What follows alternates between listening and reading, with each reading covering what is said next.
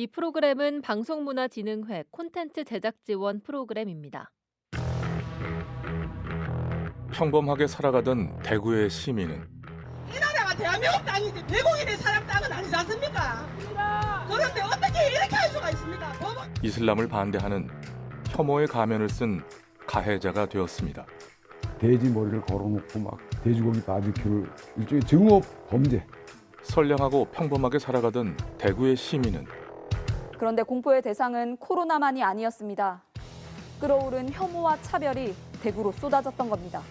편견과 혐오를 받는 피해자가 되었습니다.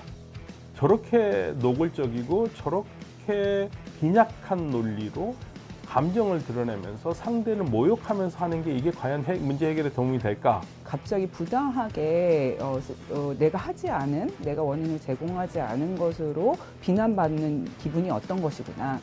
성소수자 축제인 대구 퀴어 문화 축제 현장. 혐오의 대상으로 보는 것이 바로 퀴어 슬람이라는 단어가 생겼거든요. 정말 대구에서 생겼습니다. 한 4년 전에. 편견과 차별, 그리고 혐오라는 가면을 쓰고 편견, 차별, 혐오가 넘실거리고 있는 2024년의 대구에서 내 안에 가진 숨은 가면의 실체를 들여다봅니다.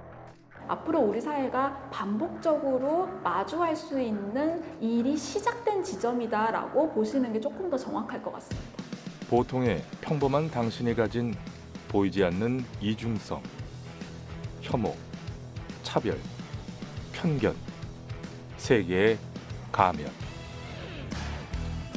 대구 MBC 특별기획 다큐멘터리 세계의 가면 3부작 3편 차별을 멈출 결심.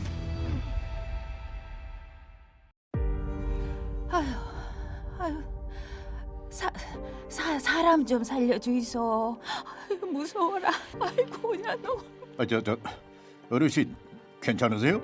응? 느닷없이 몰려와갖고 죽어라 나가라 하고 저 현수막 걸고 외국인들 너네 나라로 돌아가라 하니까 아유 이 뭔가 억한 심정에 있어가 그러는지. 저희 센터에서 어떤 도움을 드릴까요? 아유 그라마 고령자 도우미 좀 불러주이소. 혼자 집에 있다 무슨 일 당할까봐 싶어가 내 그럽니다. 이 사람은 일본 오사카에서 살아가고 있는 제1 한국인입니다.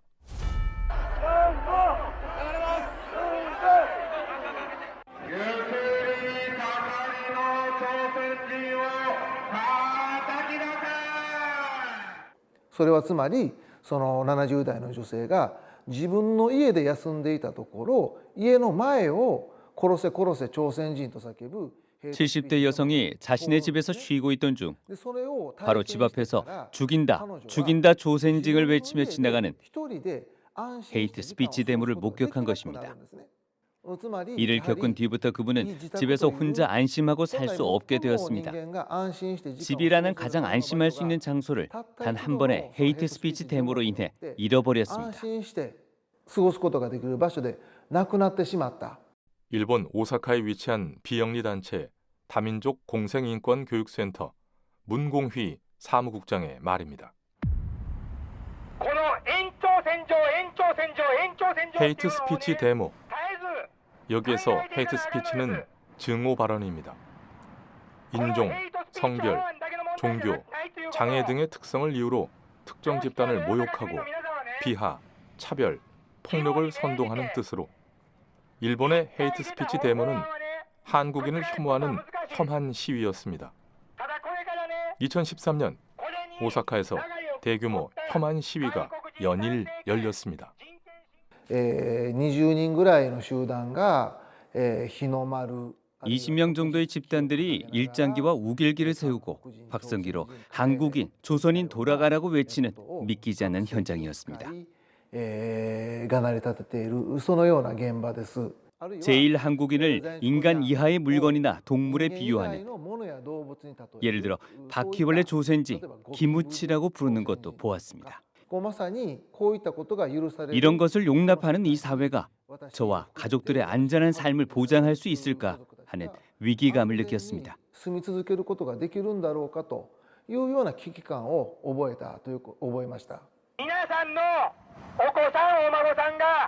제일 한국인이 많이 거주하는 항구 도시 가나가와현 북동부에 있는 가와사키시. 그중에서 제일 한국인이 많이 모여 사는 사쿠라모토에도 혐한 시위가 거셌습니다. 그곳에 제일 한국인 2세이자 가와사키시 다문화 시설 어울림관의 최강희자 관장이 있었습니다. 2015년에는 이곳 사쿠라모토에서도 헤이트 데모가 겹쳐서 함께 살아왔던 제일 한국인 1세 할머니들 그리고 그 자손과 아이들이 차별이라는 피해와 마주하게 되었습니다. 최강희자 관장은 혐한 시위에 부딪혀보기로 하였습니다. 2015년 도를 넘는 헤이트 데모 당시 우리는 가와사키시에 이 데모를 허가하지 말아달라고 금지 요청을 했는데 당시에는 관련법이 없어 데모를 막을 법이 없다는 대답을 들었습니다.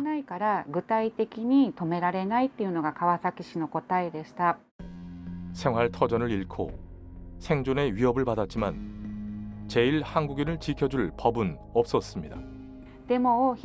데모에 맞서 항의하고 비판하는 것도 중요하겠지만 행정 정책 안에서 차별을 없애기 위한 구체적이고 실효성 있는 대안을 요구하기 위해 네트워크를 결성했습니다. 법이 없는 한 우리들은 계속 차별을 당할 것이고 언제 살해당할지 모른다고 살려달라고 말한 것입니다. 그러자 국회가 응답했습니다. 2016년 6월 일본 정부 차원의 포괄적 차별금지법이 만들어졌습니다. 이 법안은 일본의 지방자치단체들이 혐오 발언, 즉 헤이트 스피치에 대한 조례안을 만들 수 있도록 하는 기준점이 되어주었고 이를 기반으로 지방자치단체 헤이트 스피치 규제에 관한 조례들이 만들어지기 시작했습니다. 시작은 오사카였습니다. 모로오카 야스코 변호사의 말입니다. 전국적으로 현재 헤이트 스피치 규제에 관한 조례는 10여 개에 달합니다. 시작은 2016년 오사카시의 헤이트 스피치 대처에 관한 조례인데 거기에서 헤이트 스피치를 정의했고 심의회를 통해 인정돼 심의 공표까지 하게 됐습니다.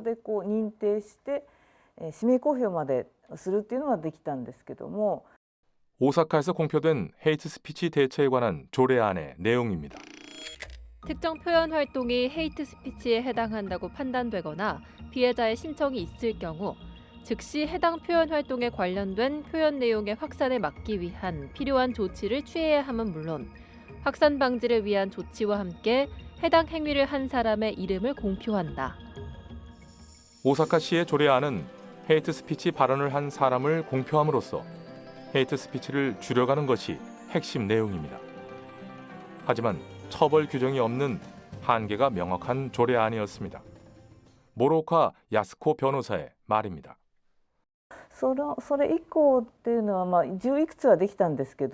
그 이후에도 10여 곳에서 시행이 됐지만 확실히 금지하고 위반한 경우 어떠한 제재를 받을 수 있는 조례가 있는 곳은 아직 많지 않습니다. 그런 관점에서 역시 체계적으로 시행하고 있는 곳은 가와사키시라고 볼 수 있습니다. 바로 가와사키시 차별 없는 인권 존중 마을 만들기 조례입니다. 제14조 명령. 시장은 차별적 언행을 하거나 할 우려가 있다고 보여질 경우 명령일로부터 6개월간 동일한 이유로 차별적 언행을 하여서는 안 된다는 취지를 명할 수 있다. 제15조 공표. 명령을 받은 자가 명령을 따르지 아니했을 경우 명령받은 자의 성명 또는 법인의 경우 대표자 또는 관리자의 성명을 공표한다. 제23조 시장의 명령을 위반한 자는 50만 엔 이하의 벌금에 처한다.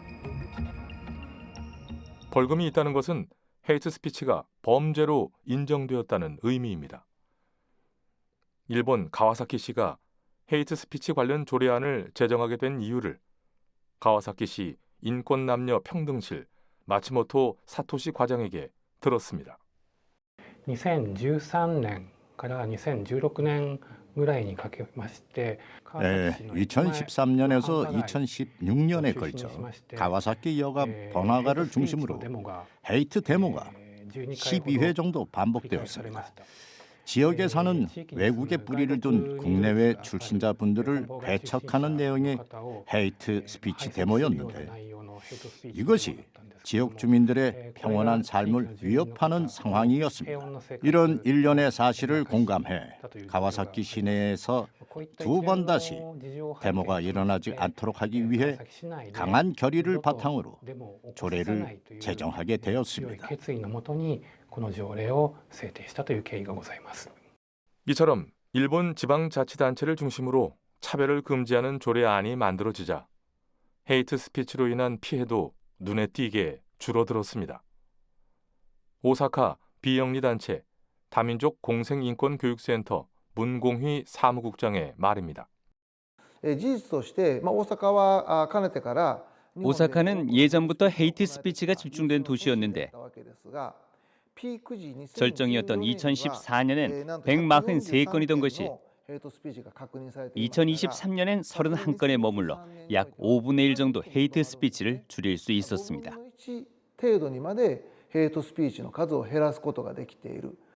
지방자치단체의 헤이트 스피치 금지 조례는 헤이트 스피치의 피해를 막는 것 이상의 의미를 가진다고 오사카 다민족 공생인권교육센터의 문공휘 사무국장은 말합니다.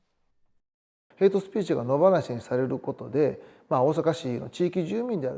헤이트 스피치에 손 놓고 있는 동안 오사카 지역 주민이기도 했던 제일 한국인 분들이 심각한 정신적 피해를 입어왔고 이런 것을 행정당국이 방치한 탓에 피해가 더해져 왔다는 것이 사실입니다. 헤이트 스피치를 용납하지 않는다는 자세를 명확히 한다는 것은 피해자인 제일 한국인에게 구제를 넘어 더 큰 의미를 가진다고 생각합니다. 지역의 일원이 되어 안전하게 살아도 된다라는 헤이트 스피치 조례는 지역 사회가 주는 최소한의 안정장치가 되어주었습니다. 시민사회단체들이 정치인들의 혐오 발언이 도가 지나치자며 차별금지법 제정을 촉구했습니다. 그러나 우리 사회는 그 최소한의 안전장치조차 허락되지 않고 있습니다. 대구대학교 문화예술학부 이종복 교수의 말입니다. 제일 먼저 중요한 것은 국가적으로 차별금지법 이게 빨리 제정이 되어서 지금은 물론 그 성차별이라든지 일부 분야의 금지법은 있지만은 전체적인 차별금지법은 없다는 거죠. 그래서 전체적인 차별금지법이 제정이 되면은 국민들이 평소 인식을 하지 못했던 그런 다양한 분야의 그 차별 그 행위라든지 이런 것들을 좀 쉽게 인식을 할 수 있다는 거죠. 경북대학교 사회학과 육조은 교수는 이렇게 말합니다. 어떤 분쟁이나 어떤 혐오와 관련된 폭력이나 갈등이 생겼을 때 이 문제를 해결할 수 있는 어떤 기본적인 원칙이 되어주는 게 무엇인가를 제공하는 법률일 뿐이지 그걸 통해서 무슨 형사고발을 한다거나 뭐 처벌이 일어난다거나 이런 것이 직접적으로 되는 법률이 아니기 때문에 사실 그런 의미에서 이 정도의 기본법도 21세기 OECD 국가가 못 갖고 있다는 건 좀 우리가 좀 생각해 봐야 되는 부끄러운 지점이 아닌가 이렇게 생각합니다. 물론 혐오 표현을 금지하는 법안이 근본적인 해결책이 되어주지는 못합니다. 법은 혐오와 차별의 형태를 교묘히 변화시킵니다. 일본의 가와사키시 역시 헤이트 스피치 방지법이 생기자 혐한 시위에 등장하는 발언의 표현 방법이 달라졌다고 하는데요. 가와사키 신문 이시바시 기자의 말입니다. 헤이트 스피치 해소법과 가와사키시 조례가 시행된 뒤부터는 점차 직접적인 표현이 아닌 우회적인 표현으로 바뀌게 됐습니다. 예를 들자면 일본은 외국인들에게 지배당했다. 배후에 서 있는 외국인들로부터 일본을 되찾아야 한다 등 음보론이나 유언비어식으로 표현하기 시작했습니다. 하지만 그들이 바라는 것은 외국인을 내쫓거나 차별해서 괴롭히려는 심상으로 그 목표는 변함이 없었습니다. 이는 대구에서도 마찬가지였습니다. 2021년 대구 북구 대현동의 이슬람 사원 건립 반대 시위가 시작될 당시 현수막의 내용입니다. 탈레반이 대현동에 있나? 여기가 네 나라냐? 어디다 협박질이냐? 오로지 자국민, 이슬람 무슬림 아웃! 대현동을 지키자! 유럽의 사례처럼 무슬림 밀집 지역되어 치안, 불안, 슬럼화된다! 이와 관련해 국가인권위원회는 5개 광고물법상 인종차별적 또는 성차별적 내용으로 인권 침해 우려가 있는 광고물은 금지 광고물이라고 지적하고 현수막을 제거 권고했습니다. 이후 현수막의 문구는 달라졌습니다. 이슬람 사원 건축 허가는 주민의 생존권, 재산권, 행복 추구권을 침해한다. 저희 삶의 터전을 빼앗지 말아주세요.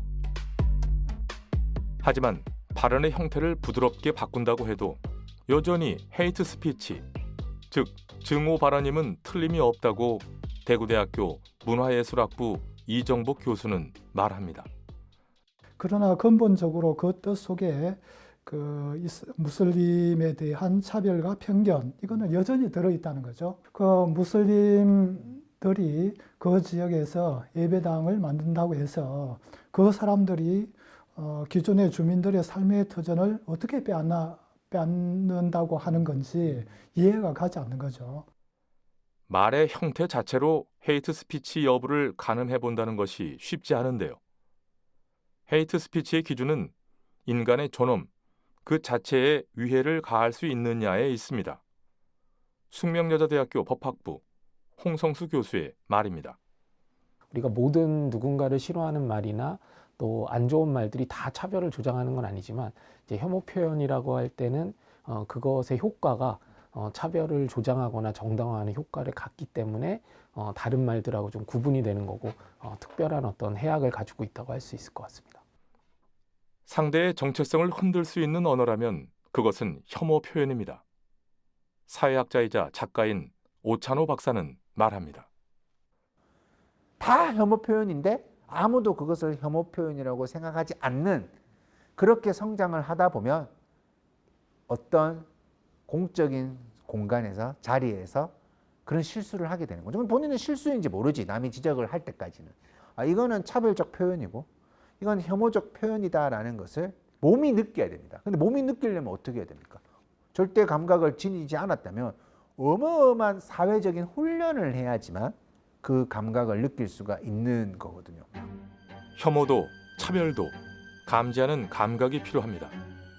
의견을 표현함에 있어서도 상대의 존엄성을 해치는 헤이트 스피치인가, 내 의견을 마음껏 말하는 표현의 자유인가, 발언의 옳고 그름, 표현 강도의 강약을 아는 감각의 균형이 필요합니다.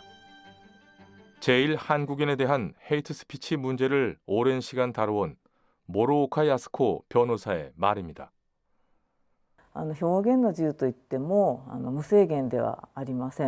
아무리 표현의 자유라도 무제한은 아닙니다.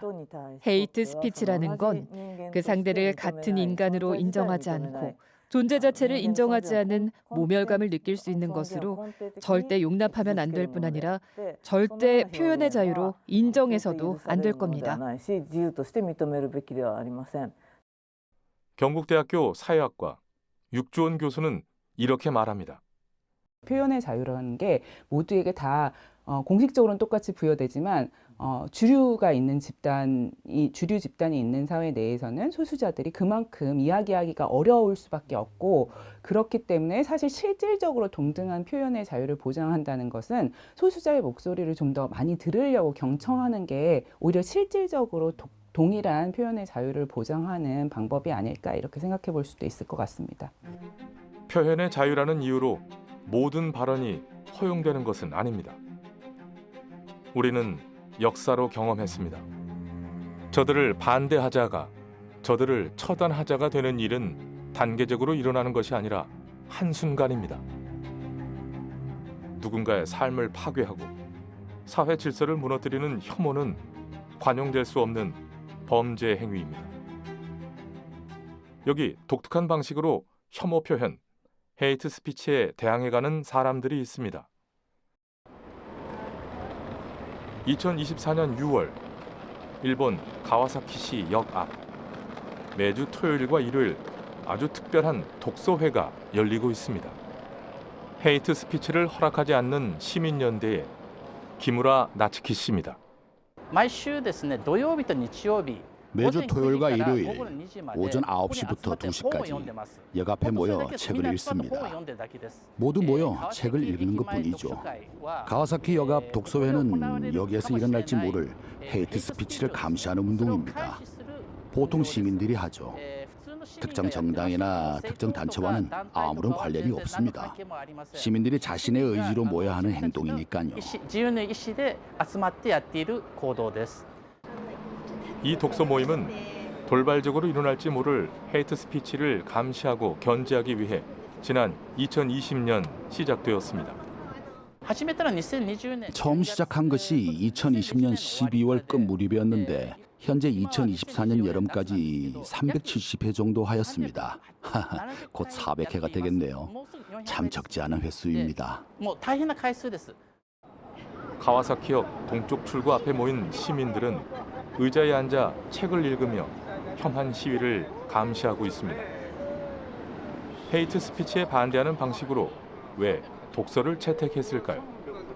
기무라 나츠키 씨는 말합니다. 저희들이 하는 가장 중요한 메시지는 어디까지나 차별 반대, 그러니까 헤이트 스피치를 없애는 것입니다. 그런 메시지를 전하는 방법은 다양하겠지만 저희는 조용한 방법으로 전하고 싶었습니다. 모두가 손쉽게 할 수 있는 방법으로 반차별을 보여주고 싶었거든요. 시민이 스스로 하는 혐오와 차별에 대한 조용한 저항, 독서회. 35도가 넘는 뙤약볕 아래에서도 영하에 뼈를 아리는 추위 속에서도 이들은 책을 읽으며 묵묵히 자리를 지킵니다. 주말이라든지 새해에도 참여할 때가 있어 솔직히 시간을 많이 빼앗깁니다. 하지만 역시 차별을 없애자고 하는 마음이 크므로 아마 죽을 때까지 하겠죠. 이렇게 시민과 함께하며 혐오와 차별에 대한 저항은 한 걸음 한 걸음 힘을 얻어가고 있습니다. 2024년 11월 4일 대구에서도 의미 있는 행사가 진행됐습니다. 경청의 마음으로 들어주시고 함께 대구 북구 대현동 이슬람 사원 건축 문제의 해결을 위해 대구 종교인 평화회의에서 마련한 심포지엄이었는데요. 이 자리에는 많은 시민과 함께 기독교, 천주교, 불교, 원불교의 대표, 대한변호사협회와 이슬람 지도자도 함께했습니다. 대구 종교인 평화회의의 박영일 신부입니다. 정작 우리의 이웃을 잘 모르고 이웃의 그들의 문화나 종교를 잘 모르기 때문에 그들을 좀 더 이해하기 위해서 좀 더 알아보고 적어도 좀 양측의 이야기를 들어보고 기회가라도 가지는 것이 저희 종교인들의 참 해야 할 일이 아닐까. 2024년의 대구는 여전히 반복되는 혐오와 차별의 소용돌이 속에 있습니다. 대구 북구의 이슬람 사원 건립을 두고 반대하는 주민들과의 갈등이 끊이지 않고 있습니다. 홍준표 대구시장이 오는 17일 대구 동성로에서 열리는 퀴어 축제를 겨냥해서 시민에게 혐오감을 주는 축제라며 개최 반대 입장을 밝혔습니다. 하지만 해결 방법 역시 우리 안에 있다고 사회학자이자 작가인 오찬호 박사는 말합니다. 이 문제의 본질은 차별, 혐오, 편견 그 자체도 있지만 우리가 그런 문제에 대해서 진지하게 토론하기에는 너무나 우리의 삶이 바쁘고 전투적이고 치열하기 때문에 실제 포인트는 거기에 있는 거 아닌가 이렇게 생각을 해볼 수도 있을 것 같아요. 영남대학교 사회학과 허창덕 교수의 말입니다. 전부 다들 자기 가치, 자기 이익 뭐 이런 데 매몰되다 보니까 이게 타협의 여지가 없이 가버리는 거죠. 사람 인간의 존엄성, 서로에 대한 존엄성을 인정해 주는 것. 그것만 되면 우리 사회에 일어나는 많은 문제들을 우리가 해결할 수가 있습니다.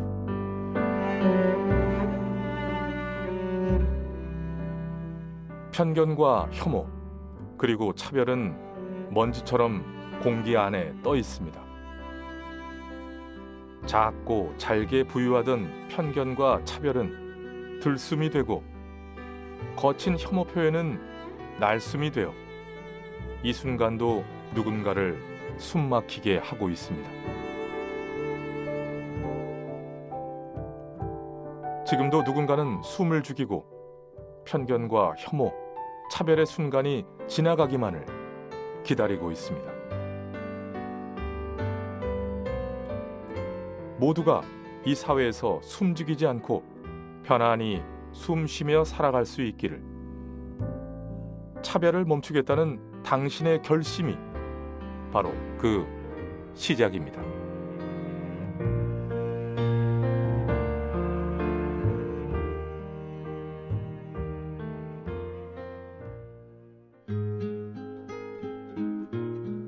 인간의 가장 연한 부분을 들여다보는 것. 그 부인할 수 없는 온기를 어루만지는 것. 그곳으로 우리는 마침내 살아갈 수 있는 것 아닐까. 이 더덥고 폭력적인 세계 가운데에서 한강 작가가 노벨문학상 수상 기념 강연 중 남긴 말입니다.